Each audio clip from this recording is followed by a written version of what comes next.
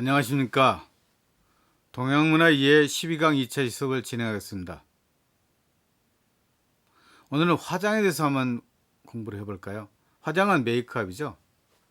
저희 저번 주 시간에는 전적에 대해서 이야기를 했는데 화장에 대해서 이야기를 하고, 저희들이 화장과 관련해서 연극과 일본의 연극에 대해서 이야기를 할 겁니다. 노나 또 가부키에 대해서 함께 이야기를 할 겁니다. 그걸 하기 전에 화장에 대해서 먼저 생각해 볼까요? 우리가 일본의 역사를 모르시죠? 그럼 일본 역사에 대해서 한번 알아볼까요? 선사시대, 누구나 다 선사시대가 있죠. 선사시대라는 것은 프리 히스토리, 역사가 있기 전입니다. 우리가 국가가 성립되기 위해서는 두 가지 조건이 필요하다고 이야기를 했었죠. 국가가 있어야 되고 유물이 있어야 될 겁니다. 문자가 있어야 되고 유물이 있어야 될 겁니다. 그래서 기록이 있어야 되는 것이 바로 국가가 성립될 수 있는 조건입니다. 일본 시대 선사시대는 약 1만 년 전 수렵과 채집으로 살아가던 신석기 시대를 지나 기원전 3세기에는 한반도에서 벼농사가 전래되어 야요이 시대가 시작됐습니다. 일본의 선사시대는 야요이 시대라고 보시면 됩니다. 야요이 시대에는 금속을 다룰 수 있게 되어 농사 등이 급속히 발전했고 사유재산과 신분 계급 제도가 싹트기 시작했습니다. 어디나 마찬가지입니다. 국가가 생기게 되면 계급 제도, 신분이 생기게 되는 거죠. 저들도 지금도 마찬가지죠. 신분이 어느 정도 다르죠. 그렇지만 중국의 고대 중국 시대는 바로 전제주의 정치였고 일본도 마찬가지입니다. 선사시대에는 특징은 이렇게 신분, 계급 제도가 싹 텄다는 것입니다. 또 선사시대에서 이제 고대시대로 넘어갑니다. 선사시대는 뭐라고 했죠? 바로 야요이 시대라고 합니다. 여러분들 일본 문화에서 잘 모르기 때문에 야요이 시대가 선사시대라고 한 번 더 복습을 하겠습니다. 고대시대입니다. 4세기에는 야마토 조정이 지배하는 국가가 성립하여 통일국가가 생겨났습니다. 이 시기에는 세수방이 군림하기 시작했으며 백제를 통해 4세기 말에는 한자와 유교가, 6세기에는 불교가 일본에 전래되었습니다. 한자가 들어오면서 서서히 어쨌든 한자 문화가 되는 거죠. 저희들도 한글이 창제되기 전에 한자를 썼었죠. 갑골문자 이야기를 했었죠. 그런 한자들이 일본에 들어오게 되었습니다. 또 유교가 들어왔죠. 유교의 핵심 사상은 예사사상이라고 이야기를 했었죠. 그렇기 때문에 한국이나 중국이나 동양이나 동일한 한자 문화권이면서 또 이렇게 유교 정치의 문화권이나 보시면 되겠죠. 또 불교도 그렇죠.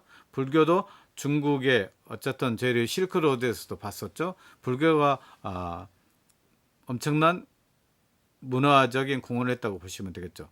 한국에서도 불교가 들어와서 한국에 엄청난 불교 문화가 꽃을 피우고 있죠. 그리고 이 불교가 또 일본에 전래되었다는 겁니다. 그 다음에 고대 시대는 헤이안 시대라고 합니다. 나라라는 도시에 도읍을 두고 있던 시기를 나라의 시대라고 하며 이 즈음에 일본의 최초 역사서 고사기와 일본세계가 만들어졌습니다. 794년에는 수도를 교토로 옮겼고 이때부터 가마라 막부가 개설되기까지 기간을 헤이안 시대라고 합니다. 헤이안 시대가 바로 고대 시대의 어쨌든 교토가 수도라고 보시면 되겠습니다. 그것이 바로 헤이안 시대입니다. 중세 시대는 무로마치 막부 시대입니다. 1192년경에는 쇼군 장군에 의한 세속 군사 정권인 가마쿠라 막부가 열렸으나 두 차례에 걸친 원나라의 침공과 함께 쇠퇴하고 무너졌습니다. 이후 서로 다른 왕을 내세운 남북조의 대립이 이어졌으나 북조의 승리로 무로마치 막부 시대가 시작됐습니다. 헤이안 시대 다음에 무로마치 막부 시대 중세 시대입니다. 근세는 무로마치 시대 말에는 지방 영주인 다이묘들이 독립해 서로 항쟁하는 전국시대에 접어들게 되었습니다. 전국시대 말기 오다 노부나가가 중앙으로 진출하고 그 뒤를 이은 도요토미 히데요시는 1590년에 전국을 통일하였습니다. 도요토미는 임진왜란과 정유재란 두 차례에 걸쳐 조선을 침략했으나 전쟁에 실패한 채 사망했습니다. 또 근세는 에도 시대라고 합니다. 이후 1603년 도쿠가와 이에야스가 에도, 현재 도쿄에 막부를 설치하고 하였고, 이때부터 강력한 중앙 집권 체제를 바탕으로 약 260년 동안 에도 시대가 이루어졌습니다. 그래서 헤이안 시대, 에도 시대 그런 것들이 아마 여러분들한테 많이 나올 겁니다. 그래서 헤이안 시대가 초창기 시대라는 걸 알 수 있고, 에도 시대는 근세 시대라는 걸 알 수 있겠죠. 또 근대는 1867년 개혁파의 주도로 메이지 유신이 일어나 막부가 무너지자 개혁파는 새로운 정부를 세워 정부 주도하에서 산업 근대화를 추진해 서양의 기술과 제도를 받아들이는 한편 왕을 신격화했습니다. 또 청일전쟁과 너일전쟁을 일으켜 타이완, 한국, 사할린을 식민지로 삼고 제국주의 국가로 변신하였습니다. 자, 이제 화장에 대해서 이야기를 한번 해볼까요? 화장의 목적은 아름다워지고 싶다는 인간이 가진 본능적 욕구를 충족하기 위함입니다. 전적은 뭡니까? 성적 쾌락을 위해서 그런 발을 그렇게 만들었었죠. 근데 화장은 아름다워지고 싶은 인간의 본능적 욕구를 충족하기 위한 것이었습니다. 화장은 얼굴이나 몸을 자연환경에서 보호하려는 실용적인 목적이 있었습니다. 문명사회에서 화장은 미적 치장을 목적으로 행하는 경우가 많습니다. 그래서 아름답기 위해서 화장을 하려고 했다. 메이크업, 지금도 마찬가지죠. 여성들이 집에서 정말 아무런 메이크업이 없이 보여주는 것을 싫어하죠. 그래서 밖에 나갈 때는 항상 화장을 하게 됩니다. 그랬더니 이렇게 인간이 화장을 통해서 아름다워지고 싶은 충족이 있다는 겁니다. 우리가 주근깨들 등등 있으면 그 화장을 해서 이렇게 커버할 수 있게 되는 거죠. 그래서 화장의 목적은 미적 치장을 위해서 문명사회에서도 여전히 지금 중요한 몫을 차지하고 있습니다. 일본에서는 신을 모시는 행사 때 아이에게 화장을 해줍니다. 우리가 중국에서도 제사를 지을 때 아이를 중간에 시동이라고 놓습니다. 이에게 아이에게 신이 빙의했음을 나타내는 전통에서 유래합니다. 신이 그이한테 신의 모습으로 다가온다고 생각하기 때문에 아이를 중간에 놓죠. 고대 중국에서도 신의 빙의로 시동이 있어서 그의 자손의 손자가 제사상의 유패 내 사방의 바다로 둘러싸인 섬나라 일본은 고대로부터 문화가 앞선 중국, 한반도 일정 물적 교류를 했고 화장품 제조법이나 화장법도 대륙에서 전해졌습니다. 이거 좀 그렇죠. 제사를 지낼 때 신의 빙의로 시동이 어린아이가 중간에 있었기 때문에 그가 마청 이게 신이 그한테 도래한다고 해서 이야기를 하고 있습니다. 이렇게 신을 모시는 행사 때 아이에게 화장을 해줬다는 겁니다. 이제 다음에 그 화장에 대해서 또 다시 하겠습니다. 사방의 바다를 둘러싸인 섬나라 일본은 고대로부터 문화가 앞선 중국, 한반도와 인적 물적 교류를 했고 화장품 제조법이나 화장법도 대륙에서 전해졌습니다. 헤이안 시대 이야기했었죠. 헤이안 시대는 지금의 교토로 수도가 옮겨진 794년부터 가마쿠라 막부가 성립하는 1185년 시기입니다. 무르마치 시대는 1336년부터 1573년대입니다. 헤이안 시대의 아름다움의 특징을 한번 볼까요? 투명한 하얀 피부입니다. 하얀 피부는 밖에서 노동을 하지 않았다는 것을 증명하는 부유함의 상징이었습니다. 그래서 투명한 하얀 피부를 가진 사람이 아름답다는 것입니다. 그리고 꽃처럼 붉고 작은 입술입니다. 크고 넓은 입술보다는 작고 꽉 찬 앵두 같은 입술이 미인의 기준이었습니다. 그리고 검은색으로 칠한 치아입니다. 검은색으로 칠한 치유는 우아구로라 하는데 이것은 충치 예방 효과가 있었다고 합니다. 그래서 우아구로, 검정으로 칠한 치아입니다. 그래서 우아구로에 대해서 한번 명심해 두십시오. 그리고 작은 체형의 통통한 몸매입니다. 통통하거나 포동포동한 몸매는 부유함을 상징했습니다. 지금과는 많이 다르죠. 지금은 날씬한 사람이 어쨌든 아름다운 부유함을 상징하고 있죠. 그리고 포동포동한 둥근 얼굴이 아름다움을 상징하고 있습니다. 포동포동하고 둥글둥글한 얼굴이 미녀 상징과도 같았다는 겁니다. 그리고 째지고 옆으로 긴 홀커풀. 일본에서 쌍꺼풀에 큰 눈이 미인이 조건이 된 것은 서양 문화나 영화 등이 유입된 이후부터 시작됐습니다. 그전에는 째지고 옆으로 긴 홀커풀, 쌍꺼풀이 아니라 홀커풀이 미인의 기준이었습니다. 그리고 길고 긴 머리카락입니다. 길고 긴 머리카락이 수분기를 머금어 검고 반들반들한 긴 머리카락은 해이안 미녀의 필수 조건 중 하나였습니다. 고대인에게 빨강은 죽은 이의 넋을 진정하고 재생을 기원하는 주술적 의미를 가진 신성한 색이었고, 빨강이 그렇죠. 얼굴을 붉게 칠한 행위는 살아있는 인간을 위해 액막이를 하는 의도도 있습니다.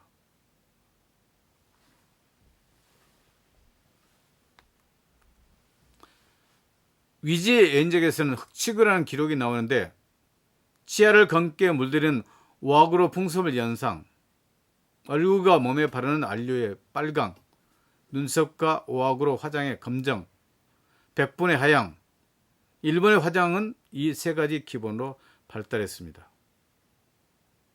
얼굴과 몸에 바르는 안료의 빨강, 눈썹과 우악으로 화장의 검정, 백분의 하양, 이 세 가지가 그렇기 때문에 빨강, 검정, 하약이 일본 화장의 세 가지 기본 특징이라고 보시면 되겠죠.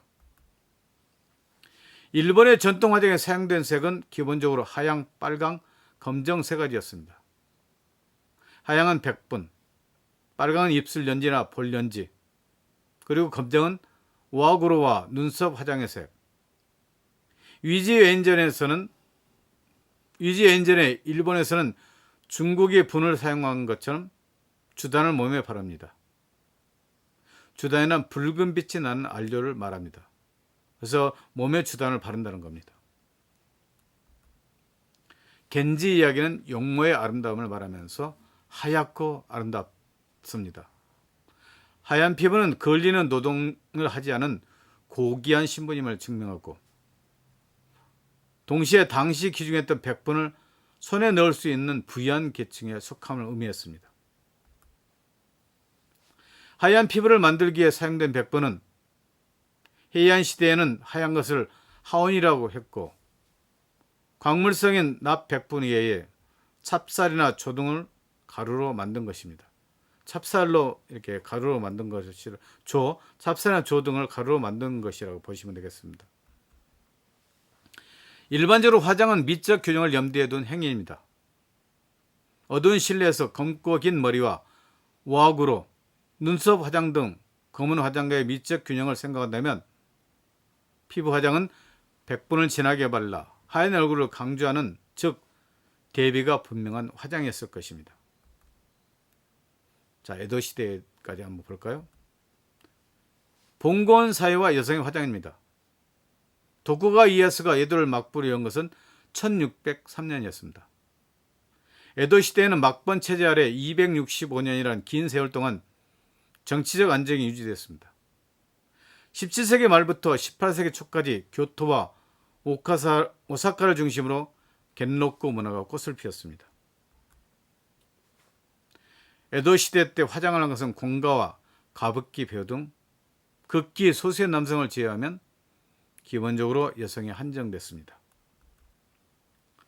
에도 시대 화장은 어떤 걸까요? 화장의 기본색은 이전 시대와 마찬가지로 백분의 하양, 입술 연지와 볼 연지의 빨강, 그리고 우아구로와 눈썹 화장의 검정 세 가지였습니다. 세 가지 색 중에서 다른 나라는 볼 수 없는 독자적인 의미를 가진 것이 검정입니다. 검은 화장은 결혼과 출산 같은 통과 의례가 깊이 결부되어 에도 시대 중반에는 여성의 사회적 위치를 가시화하는 기능을 하게 됩니다. 서민 여성의 경우 치아가 희고 눈썹이 있으면 미혼, 오학으로 화장을 하면 기혼, 눈썹을 밀면 자식이 있는 사람이었습니다. 이처럼 검은 화장을 하면 누구라도 그 여성이 어떤 위치에 있는지 어느 정도 알 수 있었습니다. 도시 풍속 화장전입니다. 부인이 먼저 연지와 백분을 바르는 것은 교사 풍류를 위해서가 아닙니다. 영문을 단정히 하고 얼굴의 무뚝뚝함을 감추고 애교를 더하기 위해서입니다. 시부모와 남편에 대한 예의로 반드시 아침에는 아침 일찍 일어나 뜨거운 물로 흐트러진 머리를 바르고 연지와 백분을 바르라 다른 이에게 흐트러진 머리와 잠에서 덜 깬 불쾌한 얼굴을 보이지 말아야 합니다. 그래서 아침 일찍 일어나서 이렇게 모욕을 하고 머리를 바로한다고 생각하시면 되겠죠. 여기서 화장은 예의였습니다. 예의. 에티켓이라고 보시면 되겠죠. 시집은 여성이 지켜야 할 예의는 집안 사람이 일어나기 전에 화장을 끝내고 맨 얼굴을 보이지 않는 것이었습니다. 그래서 화장을 보이지 않고 맨 얼굴을 보이지 않고 화장을 끝내야 되는 것이 집안 예의라고 보시면 되겠죠. 화장품 판매와 선전에 큰 역할을 한 것은 가부키 배우였습니다. 에도 시대의 의복과 화장, 머리 모양 등 유행의 발산일은 주로 가부키 무대와 유각, 장려천이었습니다. 화려한 의상을 둘러 사람들의 주목을 받았고 스스로 눈에 띄기 위해 창의적 고안을 줄곧 했던 가부키 배우와 유녀가 패션을 주도했습니다. 자, 그렇다면 가부키에 대해서 한번 알아볼까요? 가부키는 간단하게 좀 이야기를 하고 그 다음에 또 노예에 대해서 이야기를 하면서 일본의 어쨌든 극문화에 대해서 알아볼까 합니다. 도쿠가와 이에야스가 전국 시대를 평정하고 전국을 통일하여 300년 이상을 지속된 평화로운 이에야스를 열었습니다. 1603년 이즈모 오쿠니가 교토에서 첫 가부키 춤의 공연으로 호기심에 가득 찬 관중들의 갈채를 받았습니다. 가부키라는 단어는 색다르면서 첨단적인 모양으로 자유롭게 행동한다는 뜻인데 가부키 배우는 직업상 백분과 연지 화장을 빼놓을 수 없기에 부업으로 화장품 선정과 판매에 관계하는 일이 많았습니다. 남자들로만 이어진 가부키입니다. 가부키는 일본의 전통 공연 예술로 모든 출연자는 남성으로 이루어져 있고 여성 역을 맡은 배우는 여성적 발성을 했었습니다. 가부키란 말은 머리를 기울이며 마음대로 춤을 추기라는 의미를 가졌는데 이상한 동작이나 복장을 가부키라 부르고 동작 및 복장을 하는 인물을 가부키 모노라고 불렀습니다. 가부키 희곡에서 유교 사상의 영향을 받아 종교적인 요소가 결핍되어 있습니다. 가부키 희곡에서는 항상 윤리적 문제가 대상이 되는데 여기서의 주된 동기는 충성입니다. 비극의 결말은 사회 질서 복구를 위해 적에게 복수하거나 본인이 자살하거나 가까운 친근자 희생에 의하여 끝이 납니다. 충성이 주된 희곡 장면을 이룹니다. 가부키 희곡에 있어서는 비극적인 주인공의 운명은 원래부터 인과에 의해서 정해져 있어 자신에게 자신의 운명을 결정할 자유가 없습니다. 가부키는 가능한 효과적으로 유흥을 즐기기 위해서 모든 예술이 표현수단으로 사용됩니다. 시각적, 청각적 효과를 높이기 위해 연기는 무용, 음악과 밀접히 결부되고 무대장치, 의상, 몸짓, 손짓, 무용, 음악은 연극을 화려하고 사치스럽게 형성하기 위해서 서로 결합합니다. 가부키는 제식적이며 대중적인 옛날 춤에서 노, 교겐, 인형극, 노래를 부르며 일어나는 예술인들에게서 여러 요소들을 받아들였습니다. 가부키는 구애적이고 과장되며 피비린내 나는 인형극의 본복에서 의미심장한 희곡 내용을 찾아 이야기들을 부문적으로 과거 영웅의 시대와 현재로 옮겨왔습니다. 이런 희곡은 대단히 감동적이고 결말이 비극적입니다. 그래서 일본 연극의 양식의 특징으로서 뚜렷한 것은 가무성입니다. 가부키 응감의 첫 번째 특징은 각종의 기악, 노래에서부터 사의 음악성에 이르기까지 매우 다채롭습니다. 가부키는 사 자체가 음악이라는 것입니다. 아무리 사의 색채가 짙은 연극을 할지라도 완전한 일상회화는 아닙니다. 가부키의 탄생은 춤으로부터 시작됐습니다. 가부키의 무용은 서민에게 오락으로서 제공되었습니다. 춤은 가부키의 무용이 구경거리로서 그 기능을 충분히 발휘하였습니다. 관객이 배우에게 바라는 것은 대사에 종속된 육체가 아니라 육체의 움직임 그 자체에 의한 극적 심정의 표현이었습니다. 가부키에서는 연기자의 움직임이 엄격히 양식화되어 있고 운율적이기 때문에 춤, 손짓, 몸짓은 상호 밀접한 관계가 있습니다. 팔과 다리는 음악의 운율에 맞춰야 하고 팔과 손의 움직임은 말과 일치시켜야 합니다. 가부키에 있어서 음악은 무용과 연기와 더불어 중요한 역할을 합니다. 가부키에서는 화장을 통해 얼굴을 가면합니다. 가부키는 굵은 선으로 인간 얼굴의 전형적인 특성을 나타내려고 합니다.